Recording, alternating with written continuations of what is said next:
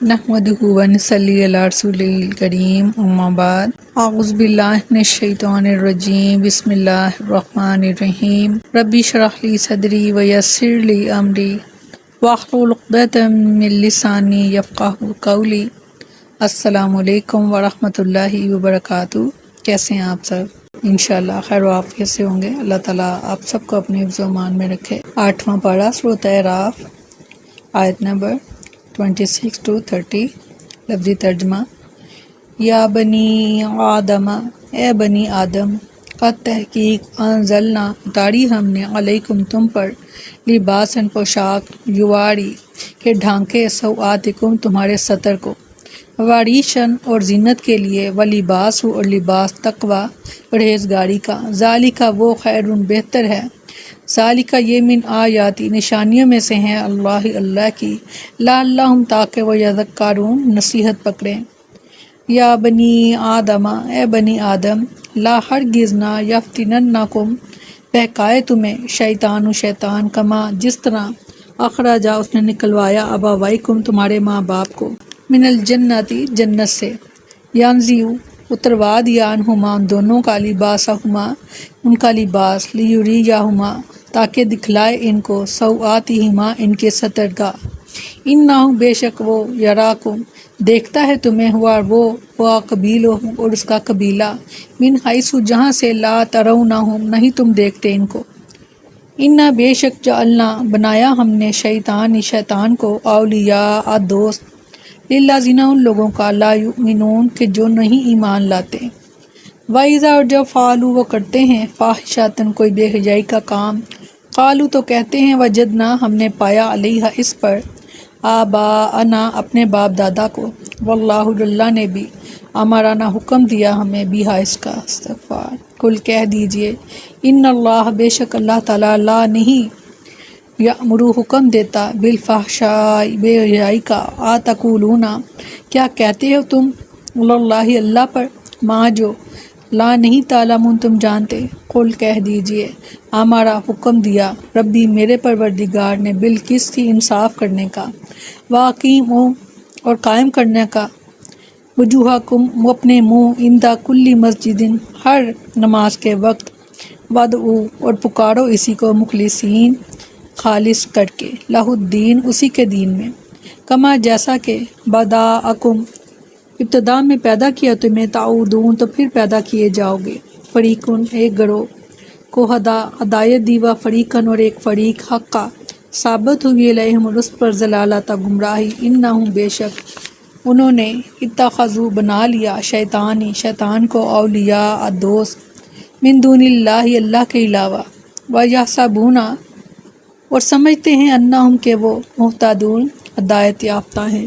راستے سے بھٹکے ہوئے ہیں، مگر انہیں لگتا ہے کہ وہ ہدایت پر ہیں، اور یہ اللہ تعالیٰ کا ایک طرح کا عذاب ہے ان لوگوں کے لیے کہ وہ اپنی برائیوں کو کیا کر رہے ہیں، اچھا سمجھ رہے ہیں، کیونکہ شیطان کیا کرتا ہے، انسان کی برائیوں کو سجا کر، زینت کر کے ان کے سامنے لاتا ہے کہ تم نے بہت اچھا کام کیا اور تم بڑا اچھا کام کر رہے ہو۔ یہ اللہ تعالیٰ کا عذاب ہے دنیا میں انسان پر، نہ وہ اپنے برے کاموں کو سمجھے اور نہ وہ ان سے توبہ کرے اور نہ ہی وہ ان سے باز آئے۔ فرمایا، اے آدم کی اولاد، بے شک ہم نے تم پر لباس اتارا ہے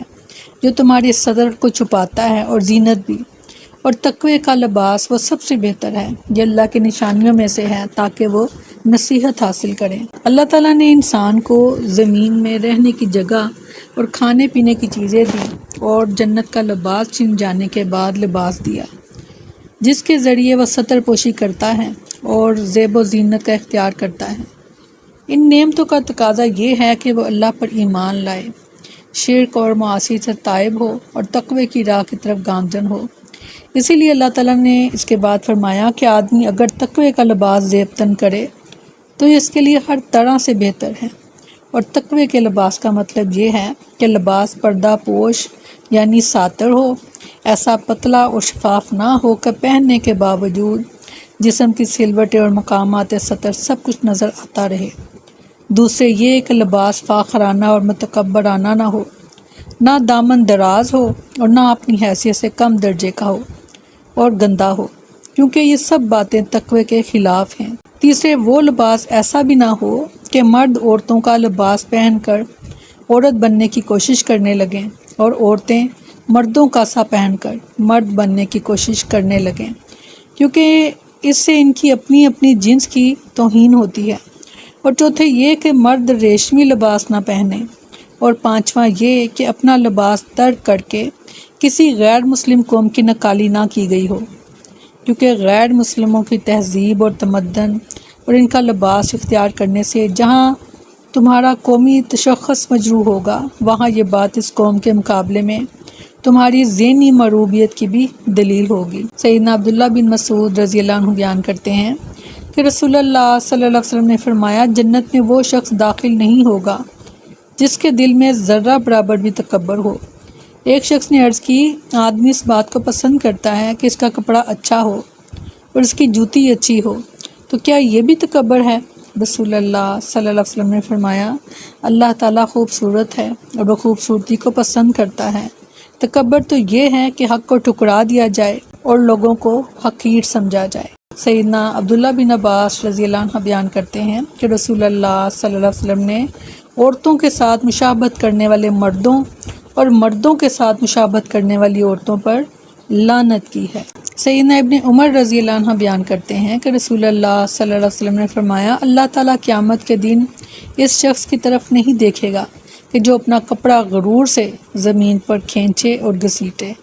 سیدنا عمر بن خطاب رضی اللہ عنہ بیان کرتے ہیں کہ رسول اللہ صلی اللہ علیہ وسلم نے فرمایا، حریر یعنی ریشمی کپڑا مت پہنو، کیونکہ جو مرد دنیا میں ریشم پہنے گا وہ آخرت میں نہیں پہنے گا۔ بہت ڈرا دینے والی بات۔ سیدنا ابو ہریرہ رضی اللہ عنہ بیان کرتے ہیں کہ رسول اللہ صلی اللہ علیہ وسلم نے فرمایا، جہنمیوں کی دو قسمیں ایسی ہیں جن کو میں نے نہیں دیکھا۔ ایک وہ قوم کہ جن کے پاس گائے کی دموں کی طرح کوڑے ہوں گے اور جن سے وہ لوگوں کو ماریں گے۔ دوسری قسم وہ عورتیں جو کپڑا پہننے کے باوجود ننگی ہوں گی، سیدھی راہ سے بہکنے والی اور دوسروں کو بہکانے والی، ان کے سر بختی اونٹ کی کوہان کی طرح ہوں گے۔ ایسی عورتیں جنت میں داخل نہیں ہوں گی، بلکہ جنت کی خوشبو بھی ان کو نصیب نہیں ہوگی، حالانکہ جنت کی خوشبو اتنی اور اتنی مسافت سے آتی ہے۔ اللہ تعالیٰ ہمیں ان چیزوں کو سمجھنے کی توفیق عطا فرمائے اور اپنے لباس کی طرف توجہ کریں، اپنے بچوں کے لباس کی طرف توجہ کریں، وہ بیٹے ہوں یا بیٹیاں۔ فرمایا، اے آدم کی اولاد، کہیں شیطان تمہیں فتنے میں نہ ڈال دے، جس طرح اس نے تمہارے ماں باپ کو جنت سے نکال دیا۔ وہ دونوں سے ان کے لباس اتارتا تھا تاکہ دونوں کو ان کی ستر کی چیزیں دکھائے۔ بے شک وہ اور اس کا قبیلہ تمہیں وہاں سے دیکھتے ہیں جہاں سے تم انہیں نہیں دیکھتے۔ بے شک ہم نے شیطانوں کو ان لوگوں کے دوست بنایا ہے جو ایمان نہیں رکھتے۔ اس آیت میں اللہ تعالیٰ نے انسان کو چند حقائق سے آگاہ فرمایا۔ ایک یہ کہ شیطان کے مکر و فریب سے ہوشیار رہیں۔ وہ اگر تمہارے باپ کو مکر و فریب سے اور سبز باغ دکھا کر جنت سے نکلوا سکتا ہے تو تمہارے ساتھ وہ کیا کچھ نہیں کر سکتا۔ اور دوسرے یہ کہ شیطان کا سب سے پہلا وارڈ یہ ہوتا ہے کہ انسانوں کو فحاشی میں مبتلا کر دے، بے حجابی کو عام کر دے اور تمہارے پردہ شرم و حیا کو تار تار کر دے۔ تیسرے یہ کہ تمہارا دشمن تمہیں دیکھ رہا ہوتا ہے کہ جب کہ تم اسے نہیں دیکھ سکتے، اور ظاہر ہے کہ ایسا دشمن اپنے مد مقابل انسان پر وار اس وقت کرے گا جب وہ غفلت میں پڑا ہوا ہو، اور اس کا یہ وار شدید تر ہوگا۔ اور چوتھے یہ کہ اس کا وار صرف ان لوگوں پر چل سکے گا جو اللہ تعالیٰ کی یاد سے غافل ہوں گے، کیونکہ اللہ کو یاد کرنے والے اور اس کی فرما برداری کرنے والے ایک ایسی پناہ میں آ جاتے ہیں جہاں سے وہ شیطانوں کو تو دیکھتے ہیں، یعنی ان کی چالوں کو سمجھ جاتے ہیں، مگر شیطان انہیں نہیں دیکھ پاتے۔ گویا معاملہ بالکل ہی الٹ ہو جاتا ہے، اور ایسے لوگوں پر شیطان کا حملہ بہت کم کارگر ہوتا ہے۔ کیا آپ چاہتے ہیں کہ آپ شیطان کے حملوں سے بچ جائیں؟ تو اس کے لیے آپ کو اللہ تعالیٰ سے جڑنا پڑے گا۔ اگر آپ چاہتے ہیں کہ شیطان نہ آپ کو دیکھے، اس کا ایک اور جو بڑی اہم بات ہے کہ جب بھی آپ لباس کو تبدیل کرنے لگیں تو اس وقت آپ بسم اللہ پڑھ لے ضرور پڑھا کریں۔ واش روم میں جاتے ہوئے تو ہم پڑھتے ہیں دعا بسم اللہ کے ساتھ، تو اگر آپ کمرے میں چینج کر رہے ہیں کپڑے اپنے، تو آپ بسم اللہ پڑھ کر آپ کپڑوں کو چینج کریں۔ سکتا، اور جب آپ بسم اللہ پڑھ لیں گے تو آپ کے اور جنات شیطانوں کے درمیان اللہ تعالیٰ پردہ حائل کر دیں گے، کیونکہ جب یہ انسانوں کو دیکھتے ہیں تو ان کی نظر جو ہوتی ہے وہ بھی لگتی ہے، اور یہ بیماریاں لگاتے ہیں، اذیت پہنچاتے ہیں انسانوں کو، وہ مرد ہو، عورت ہو یا بچہ ہو۔ اگر آپ بچوں کے کپڑے بھی تبدیل کرنے لگے ہیں تو بسم اللہ پڑھ کر ان کے کپڑے تبدیل کریں۔ فرمایا جب وہ کوئی بے حیائی کرتے ہیں تو کہتے ہیں کہ ہم نے اپنے باپ دادا کو اس پر پایا اور اللہ نے ہمیں اس کا حکم دیا ہے، نعوذ باللہ۔ کہہ دیجئے بے شک اللہ بے حیائی کا حکم نہیں دیتا، کیا تم اللہ کے ذمہ وہ بات لگاتے ہو جو تم نہیں جانتے؟ دور جاہلیت میں عرب لوگ استغفار ننگا ہونے کو کوئی معیوب فعل تصور نہیں کرتے تھے۔ بغیر پردہ اور اوڑھ کے ننگا نہانا، راستے میں ہی میں بلا جھجک رفع حاجت کے لیے بیٹھ جانا یا محفل میں کسی کا ستر کھل جانے کو عیب نہیں سمجھتے تھے۔ اس سے بھی شرمناک فعل یہ تھا کہ وہ کعبے کا طواف بھی استغفار بے لباس ہو کر کرتے تھے۔ عورتیں اس شرمناک فعل میں مردوں سے بھی 2 ہاتھ آگے تھیں، جیسا کہ درج ذیل حدیث سے واضح ہوتا ہے کہ سیدنا عبداللہ بن عباس رضی اللہ عنہ بیان کرتے ہیں کہ ایام جاہلیت میں عورت برہنہ ہو کر کعبے کا طواف کرتی اور کہتی تھی کہ آج میرے جسم کا کچھ حصہ یا سارا جسم ہی بے لباس ہوگا، اور جو بے لباس ہوگا اسے میں کسی کے لیے حلال قرار نہیں دوں گی۔ استغفار۔ سورۃ اعراف ہی میں اللہ تعالیٰ نے فرمایا کہ ہر نماز کے وقت اپنی زینت لے لو، اسی بارے میں یہ صورت نازل ہوئی۔ یہ بدر جو بری رسم تھی، اسے فتح مکہ کے بعد اللہ کے حکم سے اس رسم کو ختم کر دیا گیا۔ 9 ہجری میں رسول اللہ صلی اللہ علیہ وسلم نے سیدنا ابو بکر رضی اللہ عنہ کو امیر حج بنا کر بھیجا، اور بعد میں مزید تاکید کیے طور پر سیدنا علی رضی اللہ عنہ کو بھیجا۔ چنانچہ حج کے اہتمام میں جو عام اعلان کیا گیا، اس کے 2 اہم نکات یہ تھے کہ اس سال کے بعد کوئی مشرک بیت اللہ میں داخل نہیں ہو سکتا، اور دوسرا یہ کہ آئندہ کوئی بے لباس ہو کر کعبے کا طواف نہیں کر سکتا۔ فرمایا کہہ دیجئے کہ میرے رب نے انصاف کا حکم دیا ہے، اور اپنے رخ ہر نماز کے وقت سیدھے رکھو حکم ہوا ہے، اور اس کے لیے کہ دین خالص کرتے ہوئے اس کے پکارو۔ جس طرح اس نے تمہاری ابتدا کی، اسی طرح تم دوبارہ پیدا ہوگے۔ اللہ تعالیٰ بری باتوں کا حکم نہیں دیتا، بلکہ وہ تو ایمان باللہ، ایمان بالرسول اور توحید باری تعالیٰ کا حکم دیتا ہے۔ حافظ ابن کثیر رحم اللہ کے نزدیک مراد انبیاء کرام علیہم السلام کی اتباع اور ان کی شریعتوں کی پابندی ہے، اور وہ اس بات کا حکم دیتا ہے کہ آدمی جب بھی اور جہاں بھی نماز پڑھے اسی کی رضا کے لیے پڑھے، اور اس کا قبلہ رخ جو ہے وہ عبادت اور دعا کی تمام صورتوں کو اللہ کے لیے خاص کرے۔ اسی لیے کوئی بھی عمل اللہ کے نزدیک اسی وقت قابل قبول ہوتا ہے جب وہ شریعت محمدی صلی اللہ علیہ وسلم کے مطابق ہو اور شرک سے پاک اور صاف ہو۔ سیدنا عبداللہ بن مسعود رضی اللہ عنہ بیان کرتے ہیں کہ رسول اللہ صلی اللہ علیہ وسلم نے فرمایا، اس ذات کی قسم جس کے سوا کوئی معبود نہیں، تم میں سے ایک شخص اہل جنت کے سے کام کرتا رہتا ہے، حتیٰ کہ اس کے اور جنت کے مابین تقریباً 1 گز کا فاصلہ رہ جاتا ہے تو کتاب سبقت لے جاتی ہے، یعنی اس کی تقدیر، اور وہ اہل دوزخ کا سا کوئی کام کر لیتا ہے، استغفار، اور جہنم رسید ہو جاتا ہے۔ اسی طرح ایک شخص اہل دوزخ کے سے کام کرتا رہتا ہے، حتیٰ کہ اس کے اور دوزخ کے مابین تقریباً 1 گز کا فاصلہ رہ جاتا ہے تو کتاب اس وقت سبقت لے جاتی ہے، یعنی اس کی تقدیر، اور وہ اہل جنت کا سا کوئی کام کر لیتا ہے اور جنت میں داخل ہو جاتا ہے۔ اسی لیے اللہ تعالیٰ سے دعا ہمیشہ یہ کیا کریں کہ اللہ تعالیٰ ہمیں آخری سانس تک ایمان پر قائم رکھنا اور ہمارے ایمان کی حفاظت فرمانا۔ اور دوسرا مطلب یہ بھی ہے کہ جس طرح کہ تم پہلے کچھ نہ تھے، اللہ نے کسی مشکل کے بغیر تمہیں پیدا فرمایا، اور اسی طرح تمہارے مر جانے کے بعد وہ تمہیں دوبارہ نہایت آسانی سے زندہ کر دے گا۔ اور جس طرح تم پیدا ہوئے تو تمہارے پاس کچھ نہ تھا، تم بغیر ختنے اور لباس کے تھے، ایسے ہی تم دوبارہ زندہ ہوتے وقت ہوگے۔ استغفار۔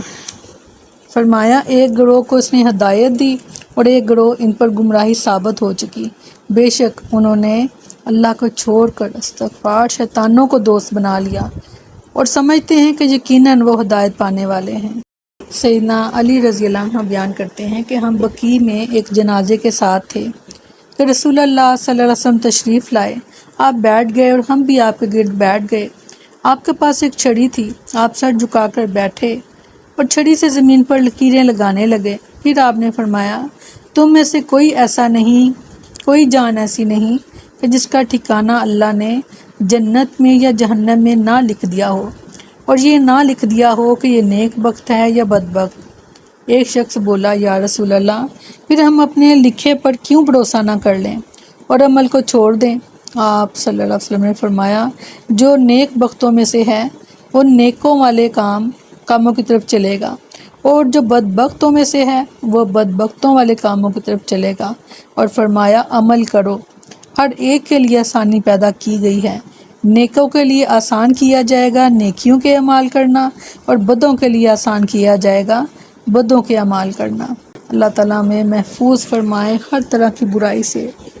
آمین ثم آمین۔ السلام علیکم ورحمۃ اللہ وبرکاتہ۔